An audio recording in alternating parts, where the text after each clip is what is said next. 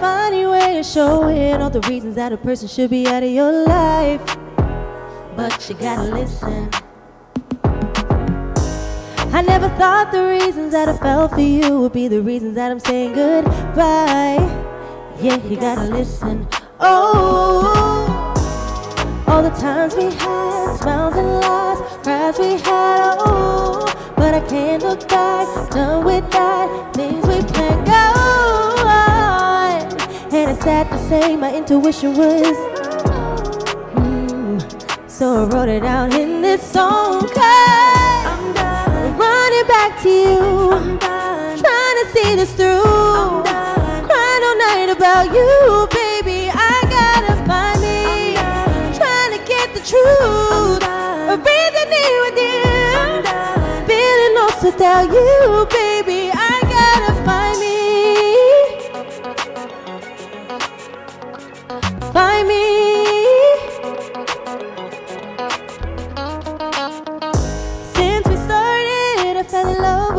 Potential, baby. Now I'm broken hearted and I realize you had nothing for me. All the times we had, smiles and lies, cries we had, oh, but I came done, things we planned go on. And it's sad to say my intuition was so I wrote it out in this song, 'cause I'm done running back to you. Trying to see this through. I'm done crying all night about you, baby. I gotta find me. Trying to get the truth. Breathing in with you. Feeling lost without you, baby. I gotta find me. Thank you so much to the Sit Down. I'm here with Scott Brown, and my name is Rachelle Show. We're gonna keep it running because we have one more chorus left, but I want you to hear me because this is I'm Done. I'm done running back to you. I'm done trying to see this through. Crying all night about you, baby. I gotta find me. Trying to get the truth. Breathing in with you. Feeling lost without you, baby. I gotta find me. I'm done, yeah. That was I'm Done, and I'm Rachelle Show, and I'm on the Sit Down with Scott Brown. Thank you.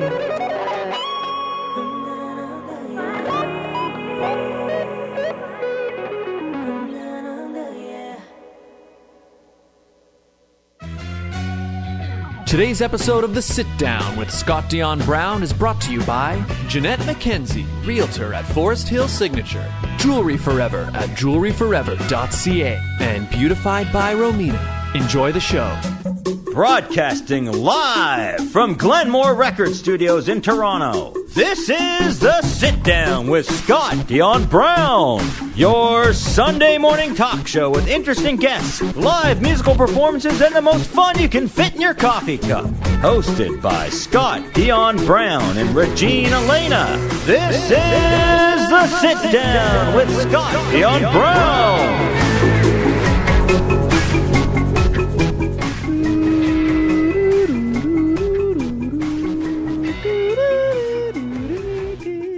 Hello, everybody. Welcome, episode 323 of The Sit Down with Scott Dion Brown and Regine Alaina.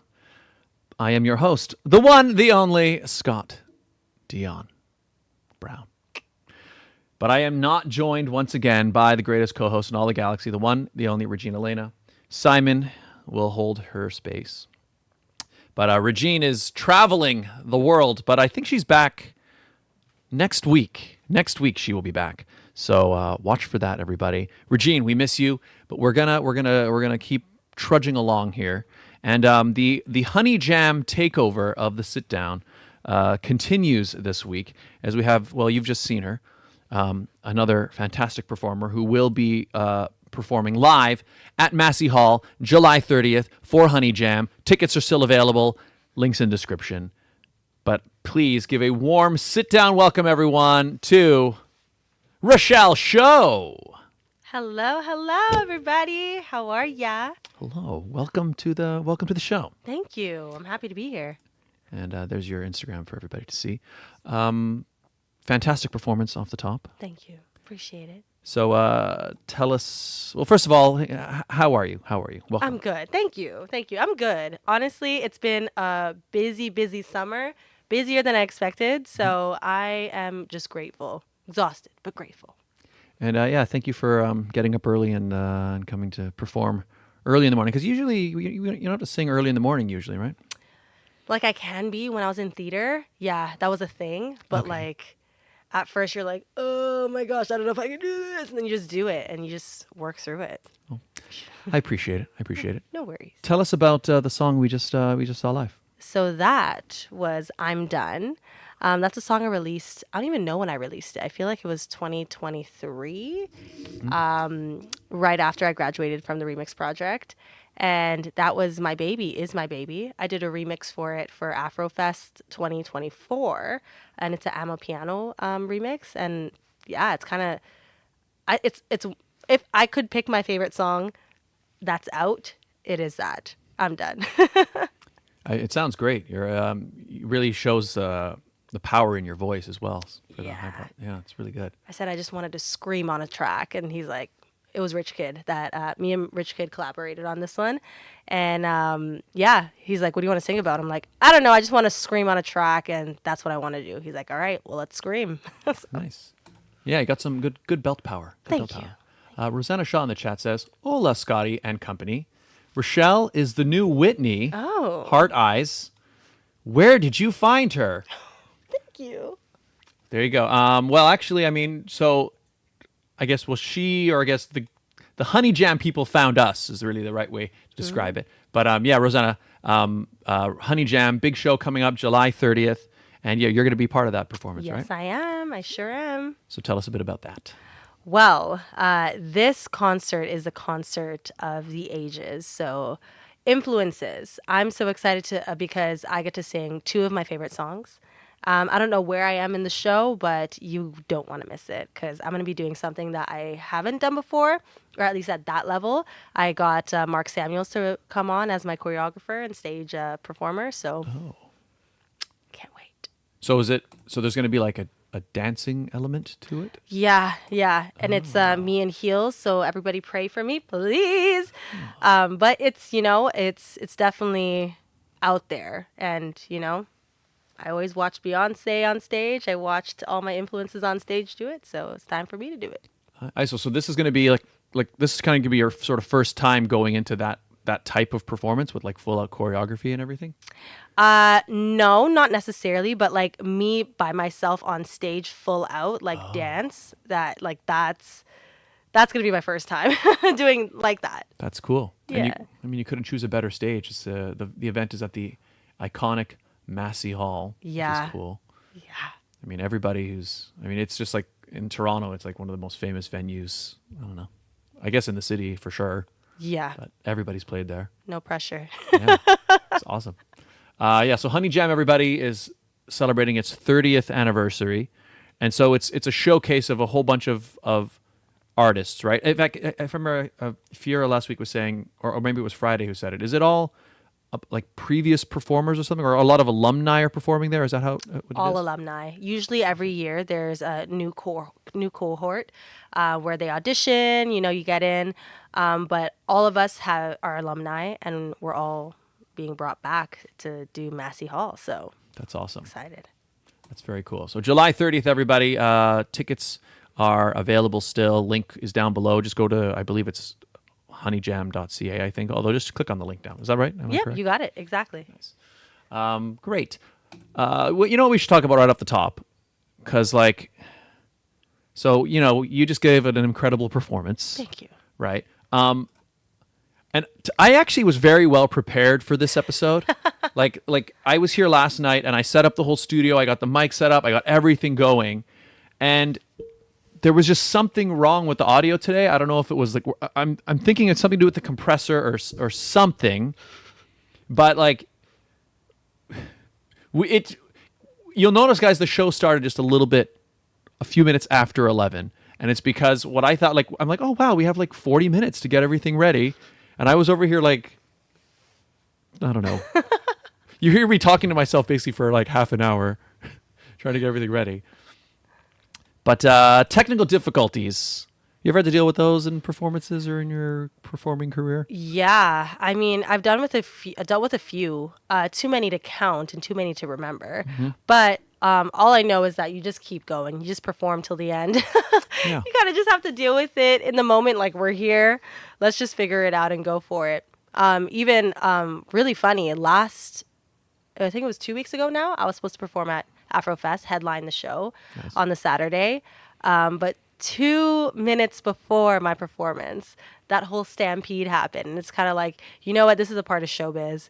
And you just gotta roll with the punches. And sometimes you win, sometimes you don't. I mean, it's I guess it's part of the excitement of like, it's part of the excitement of live stuff. Yeah. That things, I mean, it's in the moment, and because of that, things can happen. Yeah. So in that case, I guess you weren't able to. What actually happened there? There was no. So it was so wild. I was backstage with my team. They're like, "All right, Rachelle Show's coming up next after this dance competition," and then we just started seeing people running. The barriers to the stage dropped, and we were like, "What's going on?" So like, scary? It was so scary for sure. I think it's really important to kind of like. I don't know if you should attach expectations to it, to certain things, but you kind of just like, it's showbiz. You move on. Yeah. You roll with the punches. But it was definitely scary, especially because I had a bunch of my friends and family come out and supporters, and they were all trying to get to the front to see me because I was next. Yeah. And then boom, stampede. Everyone's pushing, and then everything falls. But as everyone is safe. Thank God. Yeah, that's the important thing. Yeah. Exactly. So you weren't. So it just got canceled. I guess you weren't able to even perform at all, or it was a safety hazard because it happened twice. And then they were like, "All right, the show's like no more." And for the first time in I think 32 years, they shut down that stage for the Sunday. So that's too bad. Yeah, that's okay. Yeah, but you're right. It is part of it. I mean, yeah, things happen. I remember I was performing in an event once at I think it was Nathan Pico Square. And we still got to perform, but it was like originally we were supposed to play, I think it was like 25 minutes. And then I remember so we were there a few hours before because we sound checked and stuff. And then as the day is going along, they're like, "Hey, Scott, we're a little bit behind. Do you mind if you guys maybe play 20 minutes instead?" I was like, "Yeah, that's fine." And then like an hour goes by and it's like, "Yeah, we're running behind. 15 minutes, do you think?" And like by the time we actually got to the stage, I think they asked us to play like, it was like two songs. Oh, no. Like, yeah. And I was like, all right, this is the show, just a big wedding. We prepared like a set list. And we just like, okay, what's our two best? Okay, let's just go up and do those. Oh, man. Because that's the thing about expectations. Like when you attach yourself to something, you don't get to do it. It's like, it's such a bummer. It definitely took me a week to get over that. But yeah, no, I hear you. Yeah, and you didn't even get to get out on it at all. I would have been pretty sad about it. Yeah, I was. But the one thing too beforehand, and I think this happens a lot in live shows, is sometimes there's not time for sound check, and you're like, "Oh, I need a sound check. Yeah. Please, God, I need a sound check." Yep. But sometimes you just gotta roll with the punches. Just go. And whatever, even with the tech issues. Yeah. Whatever comes out, comes out. Yeah, I mean that's the thing. And even today, we got through it. I mean, what's good is, I can see that's probably why I was like, oh yeah, okay, she's professional and everything, because it's just like you're over there waiting by the mic, and I was just like, what's wrong with it? Hello, check this mic. Is this working? Hello, and you were just like just singing. I was sing something, and you just kept. I don't know. You're just very chill about the whole thing. So yeah, I think sometimes I'm too chill, but I'm so easygoing. It's like whatever, man. It's good, but I think actually just. Again, because of the nature of I think it's useful to be that way a little bit. Yeah, I think so. Yeah, because if I get like super anxiety filled and stressed, it's not good for anybody. So I'm like, me and my therapist have worked on it a lot. Nice. Yeah, it's again, it's part of the whole thing. Yeah. It's just funny because like it's happened a few times with some of these episodes where. Because sometimes in the morning, like I'm not there the night before. So like usually it's like I get here and then I'm quickly like, okay, get the table in place, set up the mics, right? I'm setting everything up. And then it's like we just start the show and then we go. But then there are some days where, again, I have a bit more time. So I set up and I get everything ready. And it's almost like those days where you almost feel like everything is ready. That's when like something goes wrong. Yeah. It's like, I don't know what that is. The universe is like, yeah, today I just want to ruffle your feathers. Yeah. That's okay. It's Feels fun. that way. In fact, yeah, like I've told our story on the show before, but I remember we had a guest on, and at that time she was like an actress, or still is an actress, but she was in the show The Handmaid's Tale. Oh, nice. And Nina Kiri, her name is. And at that time especially, she was like the most famous person we'd ever had on the show. And so I was like kind of nervous. I wanted to make sure the show went really well. So I did that. Like I came the night before, I set everything up, and I get everything exactly in place. Just so like, I was like, okay, everything is set. All I have to do is hit one button and the show starts. Yeah. Right. And the button you're supposed to hit is like start streaming, right? Which is just sends the show out to the stream. Yeah. And when we started the show, I sat down, we started the show, and I could see people in the chat because the people are like, oh, okay, people are ready to watch and they're saying hello and stuff. I hit the button, and then we start doing the show, and then about a half hour doing the show, I started seeing the live chat being like, is the show starting soon? Are you guys starting soon? Oh, no! Yeah. And then even my dad messages like, hey, where's the show? Is you guys starting? And I was like, we've been doing the show for a half hour already. Oh, man. And I looked over and I had hit, instead of start streaming, I had hit start recording. So I was recording the video we were doing, but nobody was seeing it. Oh. Right? And the problem is like with YouTube chat is like, so when you create a YouTube stream, Yeah. before you go live, there's like a page, and that live chat is live already. So like people can start chatting in the chat even if you're not live. So I saw that chat going thinking, oh, they're watching the show, but they were watching nothing. Oh, I'm so sorry. Yes. And it was like, and again, it's like when I was super prepared, and then it happened. And again, because she was like, you know, the most famous person, obviously she's just a person and she was so chill about it, but it was just so funny. Like I was so like embarrassed, you know. Oh, no. Wait, did you start streaming so, after? Yeah. So basically what we ended up doing is, it's actually funny now because I watch it back. It's my favorite episode because what happens is, what I had to do was we basically started the show then, and we kind of redid the intro. So I was like, hey, everybody, sorry. Like we've done a great half hour. I'm going to re-upload this after you can see the whole show. But you can see like my demeanor. It's like, no. I'm so like I'm leaning back, and I'm like and I'm like, you can tell like I'm hardly speaking. Like I'm just so embarrassed. And then in the show, Regine, my co-host, and Nina, they could tell that I'm sad. Nina's even like, you seem shell-shocked, Scott, right? And you see this whole thing where the two of them are trying to like pick me up again. And so in that episode, you like see me go through like this entire, like the whole range of emotions, which is like, yeah. I'm going to have to watch that after this. Yeah. It's fun because so it's being really re-uploaded. So now you can see like there's literally a half hour, and then suddenly you see me be like, wait, what? We're not live? I say something like that. And then it starts. So, Oh, no. yeah. That's okay. You got through it, right? Yeah, you know what? I mean, that's the thing. Like I said, looking back now, it is like my favorite episode. Good. So, you know. But yeah, I don't know what that is when it's like you do the most preparation and then that's when something goes wrong. But I don't know if you get in your head about it. I don't know. Maybe it's just a thing. Maybe like the focus shifts to something else, and it's not on what you should be focused on because you trust that it's ready. You trust that it's okay. Yeah. Yeah, I think you're right. It's something, I don't know. Because I think about it too, like sometimes, like if I go to an acting audition, I find like when I go into if I'm not nervous about it, or if I just go in and just kind of do it, I find you almost do better. Yeah. You know, you get into your own head about it. Yeah, for sure. I mean, I've only had a few acting auditions in person because I'm a baby still.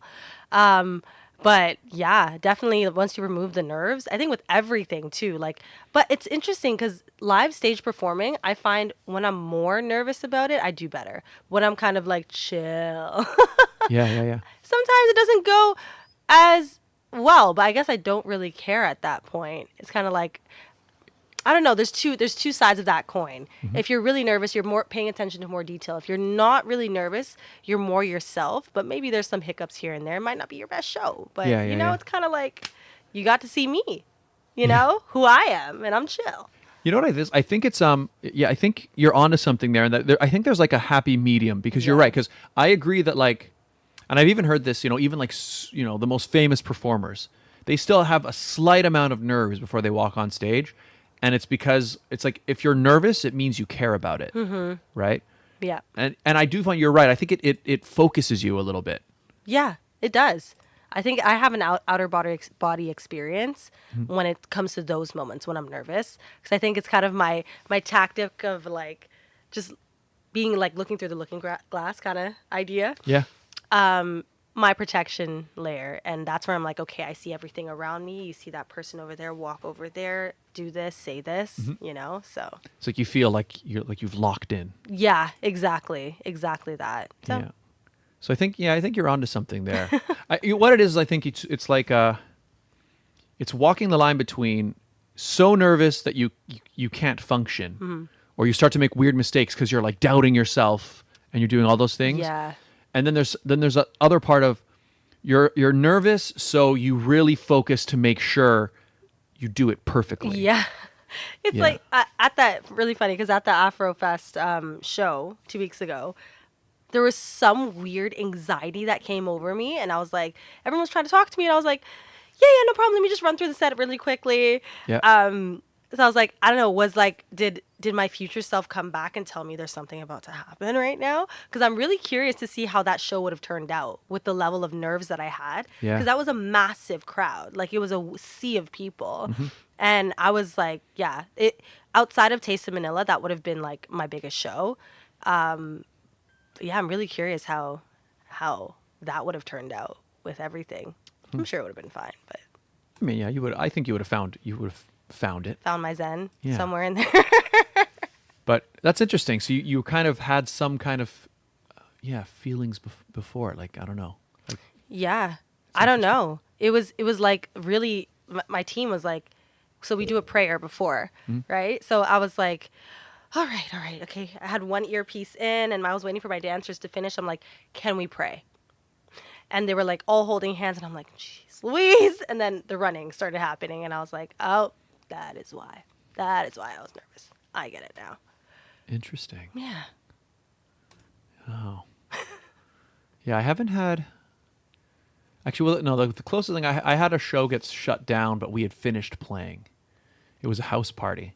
Oh. It was actually one of my favorite shows. But we played a show, and like, it was at my cousin's house, and we invited like, I think there was like several hundred people like in the crowd, and it was pretty loud, and so I guess police got called.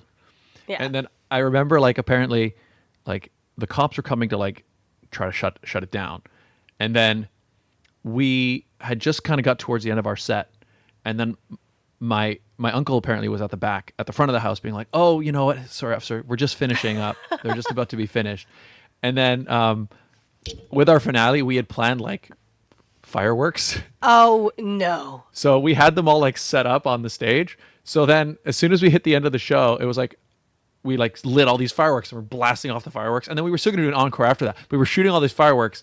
And so apparently in front of the house, my uncle, it was literally like my uncle's like, "Officer, like they're honestly like they're pretty much finished. Like they're pretty much done the show." And then as he's saying it, right? So then no. Yeah. So then the cops apparently were like, "Okay, no, you got to shut it down." And then everybody kind of ran away.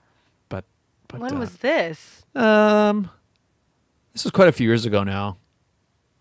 I don't even know how many. 10? I'm not sure. It was a long time ago. Hey. But it was an iconic evening.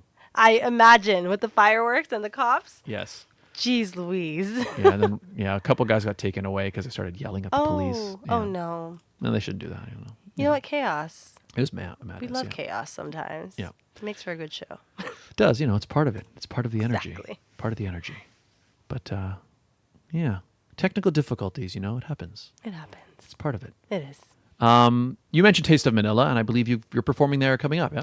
Yes, August 16th at 5:50 p.m. I will be on the main stage, and the the show that you guys didn't get to see at Afrofest, you'll be able to see at Taste of Manila. That's fantastic. Yeah. Have you? Oh yeah, you said you have been there before, right? Yeah, I did last year. I was on the Saturday as well. It was massive. Yeah. Filipinos, they show up and show out. Like Yes. more than anybody. Like if you can get the Filipino crowd on your side, Yeah. you have a career. Yeah, Regine and I were there. Like I mentioned you before the show, we did some emceeing for at it, and the way that stage is set up, it's like it just looks like an endless sea of people because you're just looking down the street, right? Dude. It's crazy. Yeah. I'm sure you were on, there was only one stage. Yeah, I think so, right? Yeah, just like the stage, and then the street goes out, and then there's all the Yeah. vendors and things going all the way down. It was, Yeah. I couldn't see the end of the crowd. It Yeah. was crazy. But like, I hope it's so, like the tone of the city, I hope like all festivals are okay. Like, you know, judging from what happened at Yeah. Afrofest, but also Vancouver's Filipino festival. Oh yeah, that's right. Yeah. Yeah. Yeah. I just hope everyone's okay. Hopefully they beef up the security and the police officers. Yeah. Yeah. I don't know. It's a tense time. Yeah. It's weird. It's like, yeah, Why can't we just go outside and just be I know. enjoying stuff? Yeah. I don't know. There's just, we don't talk about politics on this show. Yeah. But what I will say is just like people are very on edge for, I don't know. I don't know. It's just like, I think it's a variety of things. I think it's what's happening. I don't think social media and internet stuff helps. I think just people are very angry. I don't know. Oh, angry, yeah. But it also like breeds fear, Yeah. you know? Yeah. Fear from the mass majority. And, Yeah. why can't we just live in a world of harmony and just go outside and I know. enjoy festivals? I agree. Yeah, that's true. Well, I hope we get through this. Yeah, we will. It'll be fine. Yeah. I think there's like, as much as like things are scary and it's weird times, like there's so many of us that just want good that I think most of us actually. yeah, exactly. so. So I think it's gonna be fine. Yeah. It's gonna be fine. Yeah. Tell myself that. So Taste of Manila, when is it again? Say it one more time. August 16th August at 16th. 5:50 p.m. is There my you go. set. So you've got Honey Jam, Mm-hmm. July 30th. Taste of Manila, August 16th. 16th. Yeah. Any other shows coming up? Yeah, I'm doing one next week Oh, wow. on July 26th. I know. I told you it's a busy summer. It's awesome. I booked and busy, is that what they say? Yeah. But I have one in St. Catharines. It's a downtown block party. Cool. So that's going to be really fun. It actually came about last minute, and I'm like trying to like get everyone together, and they're like, yeah, can't make it. Because I usually have a band or my dancers, and the fact that it's like kind of far, it's a little hard, but I am going to rock that stage by myself. Wow. Yeah. So I'm excited for that. I think when it comes to my shows, there's different levels of shows. And I have like 3 different sets that I put together. Makes sense. So you tweak it based on like the venue, the type of course. event. Okay. Yeah. Yeah, exactly. So this one I was like, okay, it would have been nice to kind of have my band. But because musicians are always booked up, booking them a week out is not, Yeah. ideal. So, Yeah. so it's just going to be me on the stage. And I haven't done that in a while. Yeah, with no one else on the stage but me, and just 45 minutes of Rachelle. Nice. I'm excited. Slightly, because you haven't done it in a while. Do you think you feel more nervous about it, or do you think you're more? What are your thoughts? I think it was really funny because for Afrofest, it was a lot of like, should the dancers be dancing with you, or should you just take on a few songs? And I was just like, wait, me take on a few songs? What are you talking about? It's like, Rachelle, you do this all the time. You could take a song. You could actually do the whole performance by yourself without any dancers. So it was a lot of, and then this came after. I was like, you know what? Here we go. We're just gonna go for it, wing it to a certain extent, and just give them the show. It is a little nerve wracking, because like, just standing by yourself on the stage. But the reason why I started this in the first place is I've done, to be able to stand on my own, right? And all the work that I've done prior to it involving the band and the dancers, it was all me. Yeah. So it's like just reminding myself, you can do it. You know, you don't need the bells and the whistles to create a good show. You are the show, kind of thing. Yeah. No pun intended. That's my last name. Yeah, there you go. Yeah. Yeah, no, that's a good point. Because you know what, I can see that could happen. Like, I mean, I guess I'm the same way in a lot of things, where it's like you as you get better at something, right? You get more like, so for example, me with performing or like say filming, you get like better equipment. Your tech gets better. You improve lots of things, Yeah. and you add a lot of things, and then, but yeah, sometimes it's easy to forget. Like at the end of the day, like it's you. You're the thing, and you don't want to necessarily like feel like you have to rely on all this extra stuff. It's cool to add, you know, like, and you got to that point to be able to add these things, but you started off with a little camcorder or like, Yeah, you know, exactly. you just started off in your bedroom, one mic in front of a show, just guitar or whatever. So Yeah, it's good. I guess maybe it keeps you sharp. I guess. it does. And I'm excited to, it looks like, it feels like a challenge. It's like I overcame the challenge, but now it has become a challenge again. So Yeah. it's like, okay, let's see what you do. Nice. Yeah. So you go. So 3 shows coming up. If you're in St. Catharines, then we got Massey Hall, and we've got Taste of Manila. You should check out all 3, people. Yeah. There you go. Come out. Join us. Join us. Yeah. All right, let's do the ads. We're about at the halfway point. This is going by so fast. Yeah. But you know why it's going by fast? Because it's a good episode. Oh, Good period. episodes, they fly. I find. Exactly. So, ladies and gentlemen, today's fantastic episode, this technical difficulties stuffed full episode, but from your perspective, it's perfect. See, because we're professionals. Right, exactly. Professionals. But this episode is brought to you by the following fantastic advertisers who make the show possible. So let's meet them. Starting with Jeanette McKenzie. The Toronto real estate market is growing and changing every day. In these challenging times, you need someone in your corner. Jeanette McKenzie, Realtor at Forest Hill Signature, is committed to looking out for you. She'll go the extra mile to ensure you have all the information you need to make a decision you can feel confident about.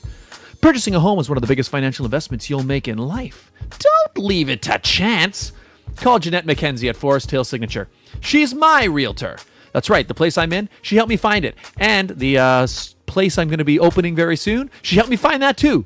She's my realtor, and she could be yours. So call today at 416-523-0408 or email at jmckenziehomes@gmail.com.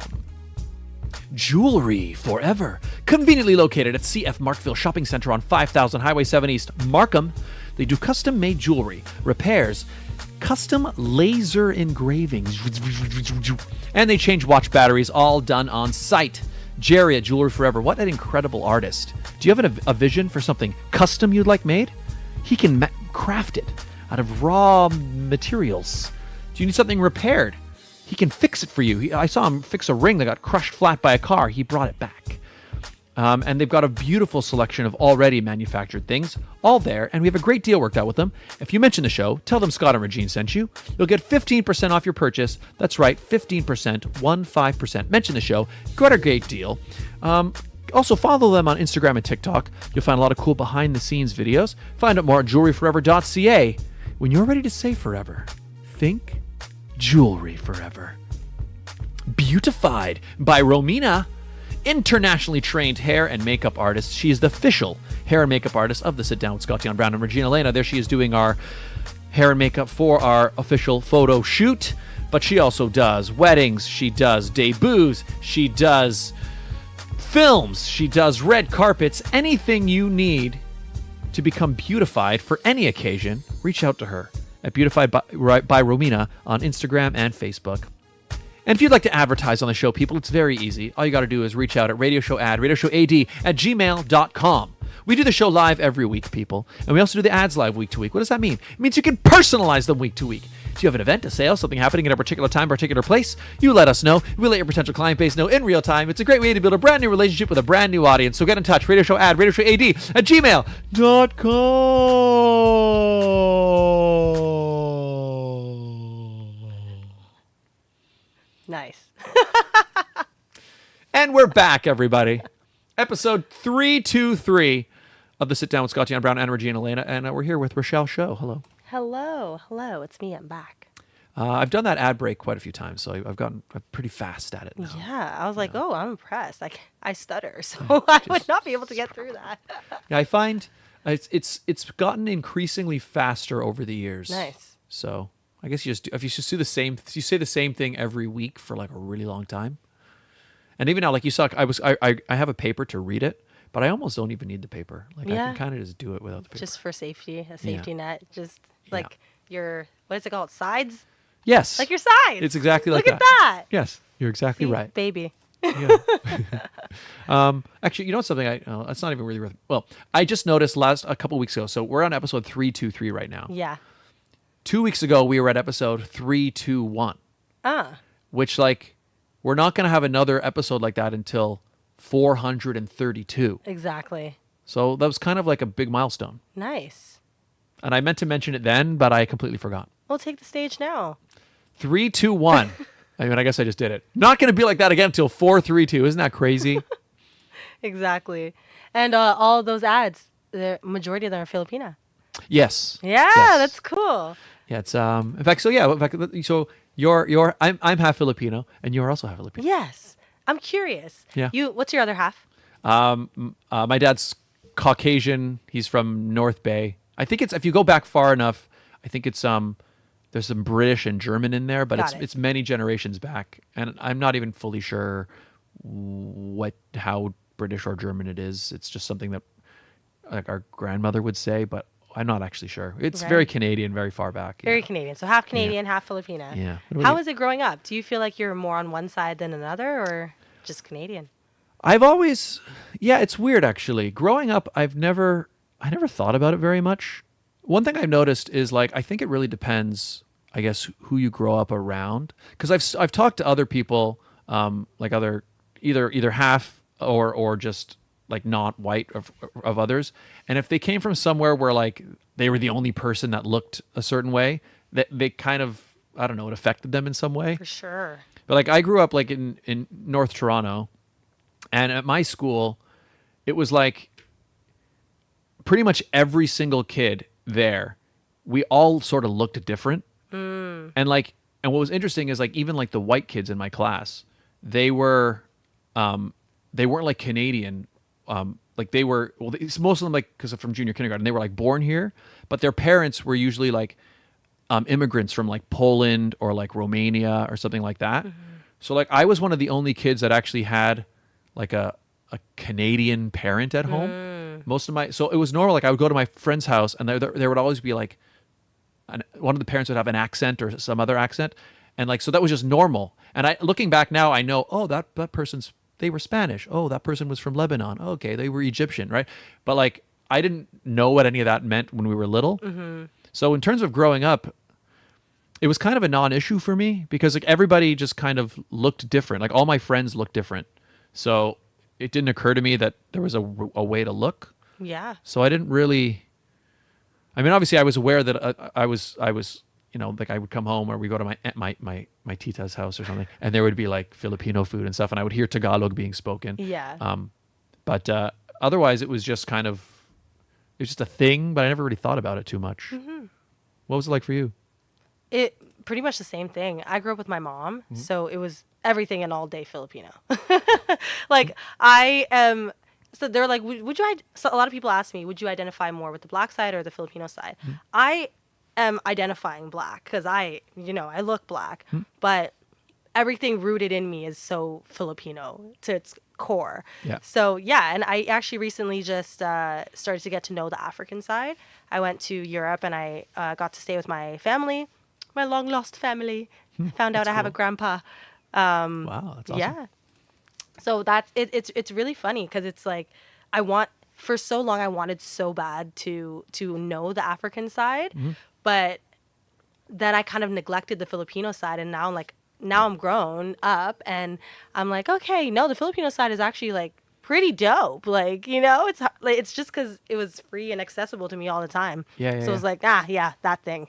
But it's like, it's so cool to carry both flags. And it's just, I see the identity crisis for sure. Or should I say confusion, because my mom is fully this Asian woman and she has these little black kids running around.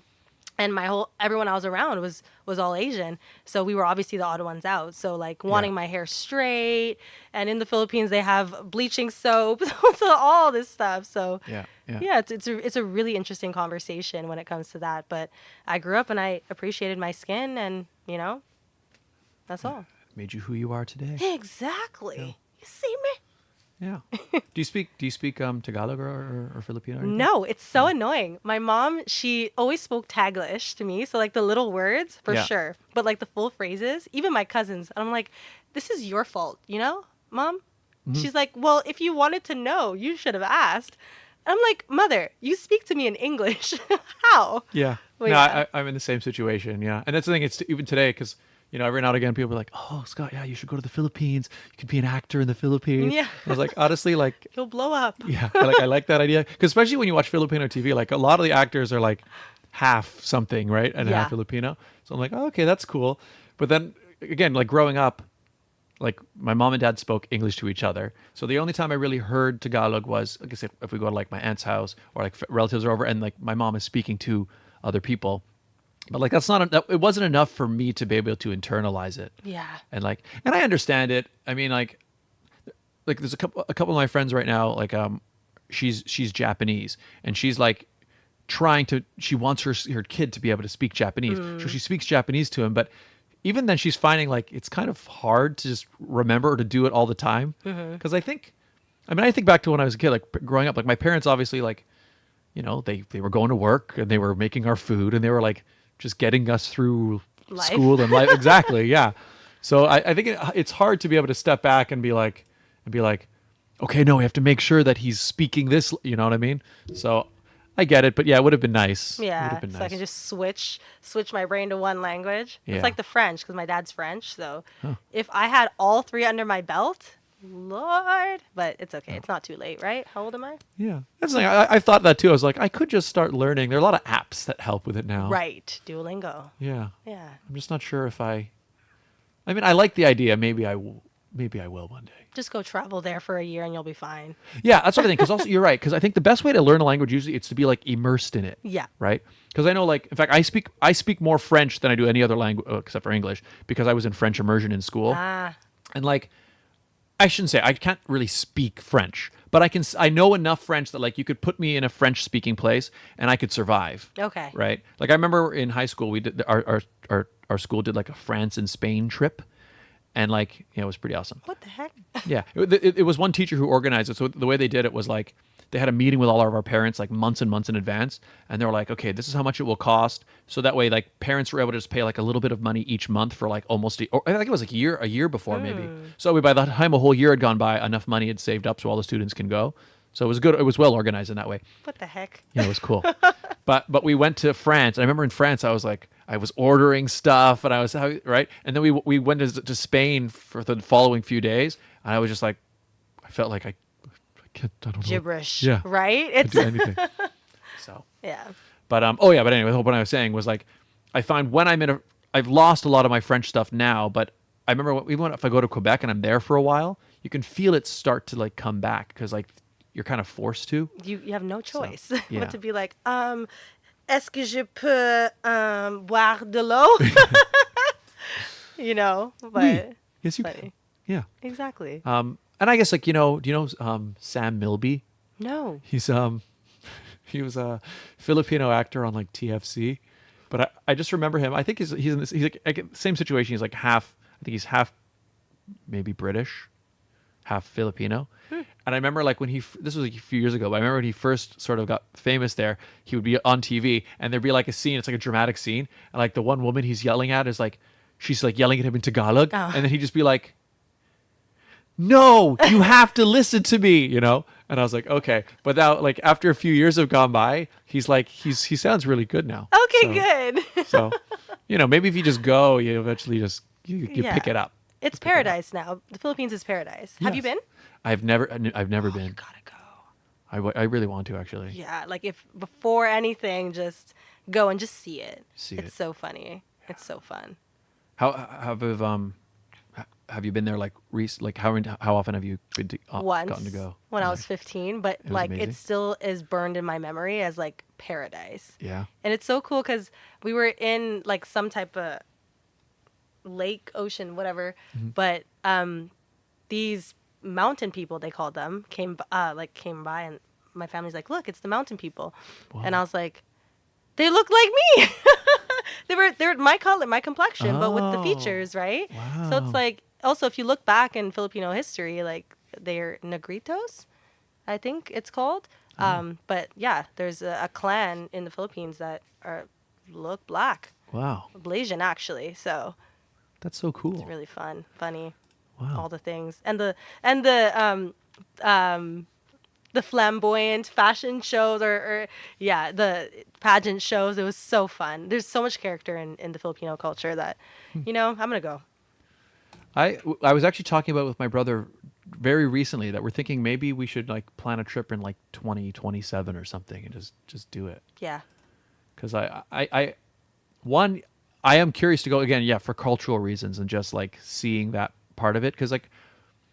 Because I go to a lot of events now, I'm pretty active in the Filipino community in Toronto. So, I feel like you get a taste of that. But I think obviously it's something else to actually see it, learn about it from, and I know like I have family there as well. I think I can't remember if I think I've met everyone because they've come to visit sometimes, but I'm not 100% sure. But I still want to go and see it. And then there's just this beauty side of it. I've heard I've really heard it as some of those beautiful places in the world. So Yeah. And then you can just hop on a jeepney, they call it. It's like the Oh, Jeep yeah. with like, and you're like on top of the world. It's yeah, so ghetto, but so fun. sounds awesome. Yeah, I remember my mom brought like a little miniature version of that because she went once and she came back when we were kids and like she brought like a little jeepney thing. Oh. Yeah, it's just like an open Jeep, right? You just jump in. Yeah. It's definitely dangerous, but Yeah, wouldn't be allowed here, but they just have it here. but Yeah. the ghetto, it's fun. It's cool. I like Yeah. it. Okay, yeah, I should talk to my brother and we should make that happen. I hope I convinced you. You have. Perfect. That's awesome. We should move to our final segment Sure. because this show, I can't believe how fast the show went by. Yeah. Look at that. Actually, I can believe it because, like I said, when the episodes is my favorite ones are always like the conversation just takes off kind of like a rocket, and then it's suddenly like, oh, it's been an hour already. What time is it? Yeah, so that's good. Okay, so we're gonna do our final segment. Okay. Are you familiar with this? No. ¿Qué Okay. pasa? Well, I'll show you in a second. But first, I'm going to do the title screen. Ladies and gentlemen, introducing this week's edition of the Barrel of Monkeys World Championship. There's monkeys making noises right now. I don't know if you can hear it. I can hear it. So you're not familiar with this. No. Okay, so it's a barrel. This is the famous game, Barrel of Monkeys. I think it first came out in 1965, I think. That's when it first came out. But I'll show you how it goes. So Okay. it starts on the table. We have a little play area that will do it. So it starts on the table. I put 1 minute on the timer. Okay? I say 3, 2, 1, go. You take off the lid. Dump out these monkeys. Barrel, you can now put aside. We're done with the barrel. Pick up a single monkey. Use this monkey. You can see how the hands are like hooks. Use this monkey to pick up another monkey. Okay? Use now that monkey. You're now trying to add to it. Grab another monkey. And use that one. Maybe you could try to hook another monkey. And then monkeys, you just keep adding. There, I got another one. And you just sort of keep adding monkeys. Oh, I got lucky there. Got 2. Nice. Until the time runs out. When I say 3, 2, 1, go. When I say freeze, you'll hear the beep. You'll freeze. And then I'll count. It'll be 1, 2, 3, 4, 5. So that's 6 monkeys. The one in your hand does not count towards your total. Okay. Okay. Do you have any questions? No. My competitive spirit is coming. Oh, good. It's rising. So I was going to ask, are you nervous about this? Because this is pretty big deal what you're about to do. Am I? It's you've performed on big stages and doing things, but this challenge is the one. Yeah. It's it. This is going to have huge ramifications for everything going forward. Then I have to undo my crossed legs. Oh yes, yes. Get into like a Getting competitive serious. stance. Yes. Should I move this aside? Oh yeah, you can shove that over. Okay. All right, so I'm going to put this down. This is kind of the play area for you. Put that in the middle. Okay. Let me get the timer going. We'll set this up. Okay.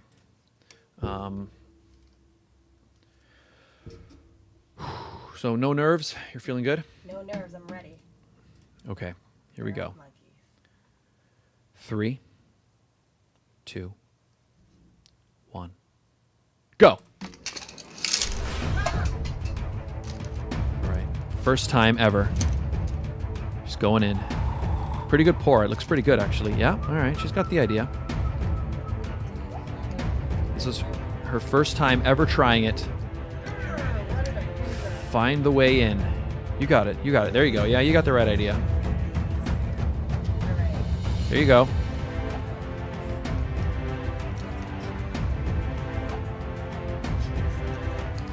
There you go. Nice. That was good maneuver right there.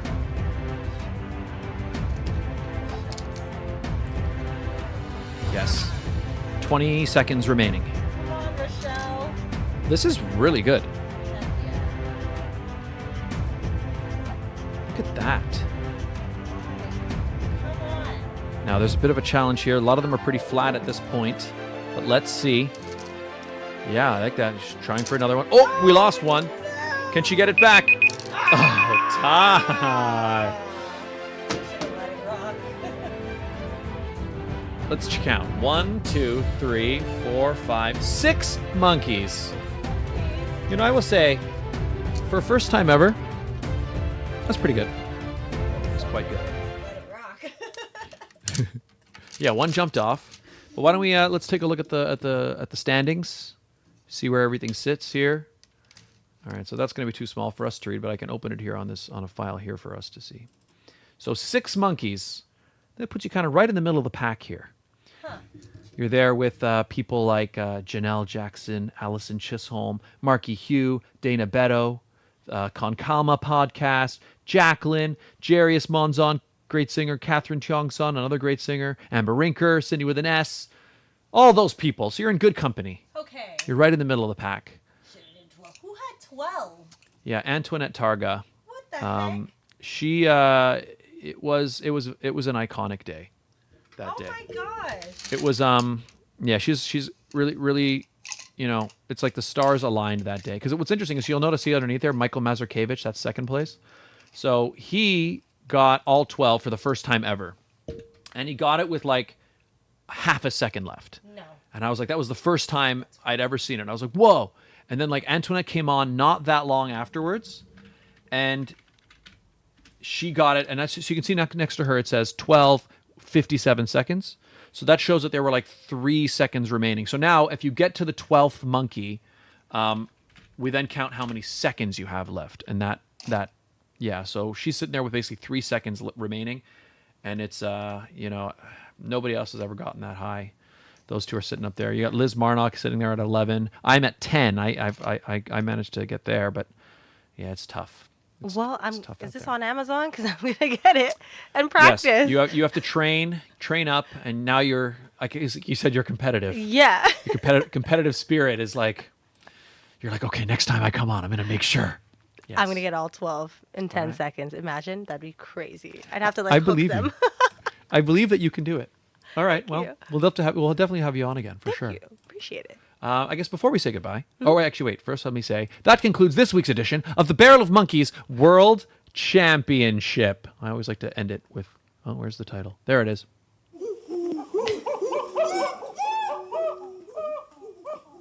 Fun. There we go. Before we say goodbye, where can people find you? Social media, and if you want, let people know about the show once more time. Yeah, Rachelle Show on all streaming platforms, all social media platforms. And the shows are July 26th, August 16th, and July 30th. So check it out, and it's been fun here at the Sit Down. Yeah, thank you so much for being here. Yeah, of course. If you would like to find me, you can find me right here where you're watching this video, youtube.com/Scott Dion Brown. That's the best place. It's where you get all the episodes of The Sit Down, going all the way back to the beginning. It's where you also get the vlogs. It's where you get the music. It's where you get the unboxings, gear stuff. It's all there. youtube.com. That's the best place. However, the second best place is Instagram at Scott Dion Brown. You can also find me on X. I don't really post on there very much, but it's there if you're there. Follow the show as well. The Sit Down with SDB on TikTok. The Sit Down with SDB on Insta. Sit Down Scott on X. The Sit Down with Scott Dion Brown and Regine Alaina on Facebook and also Spotify, Apple Podcasts, and a bunch of other podcasting platforms. And also follow Regine. Links in the description. You can find her. There you go. It's Regine Alaina. That's not Regine. That's Simon. But Regine will normally be sitting there, so you'll find her as well. Rachelle, thank you so much for being here. Of course. Thank you for having me. And yeah, this was fun. You had fun? Yeah, I had fun. Good. We got through the technical difficulties. And you're, you know, I feel like in having you play that game, we've like unlocked something. It's like, yeah, we've started. It's bad. Created a monster. Oh my gosh. She's like, okay, where can I get that? Where can I find that? Amazon. I'm gonna play this at my next games night. Yes. There you go. It is a fun game. Yeah. I mean, it's like I said, it's been. I believe 1965 is the year, but you can see there's something appealing why it still like endures. Yeah. There's like it's simple, but some of the simplest games are like, yeah, it's good. It's good. Good. Okay, the way we like to end the show. So you know how I started the show with like my mug coming out of the camera. Mm-hmm. So I'll let you end the show. So you can grab your mug. So I'll say bye, and then you can say goodbye to the people. Like say whatever you want, and then you can send your mug towards the camera, and that'll be the end. Got it. Okay. So everybody, thank you so much. Hit like, hit subscribe on the video. Follow Rachelle on social media. Get your tickets to the Honey Jam happening 30th anniversary. See her in St. Catharines on the 26th, and then you can see her at Taste of Manila. Delicious food too in August. There you go. So everybody, see you next time. And Rachelle, take it away. Thank you so much for joining me. I'm Rachelle Show and on the Sit Down with Scott Dion Brown. Take care.